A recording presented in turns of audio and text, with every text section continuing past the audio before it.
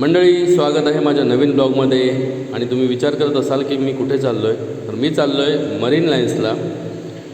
आणि फायनली मी marine line स्टेशनला उतरलो. तिकडे रुपेश आणि प्रवीण माझी वाट बघत आहेत. आणि मी तुम्हाला सांगू इच्छितो की आम्ही गेली 5 ते 6 वर्ष आमच्या गावच्या शाळेमध्ये शैक्षणिक उपक्रम करतो आहे.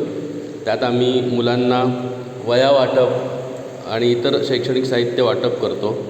तर त्यासाठी आम्ही चाललो आहे क्रॉफर्ड मार्केटमध्ये. क्रॉफर्ड मार्केटमध्ये प्रवीण आणि रुपेश येणार आहेत. आणि प्रवीण आणि रुपेश आलेले आहेत. या शैक्षणिक उपक्रमामध्ये हर्षद, उमेश अशा सर्वांचे हातभार लाभलेले आहेत आम्हाला. आणि आम्ही एका शॉपमध्ये गेलो.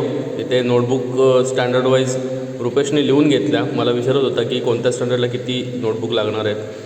त्याप्रमाणे आम्ही सगळं डिस्ट्रीब्यूट केलं आणि फायनली त्यांचं बिल दिलं आणि आम्ही तिथून निघालो.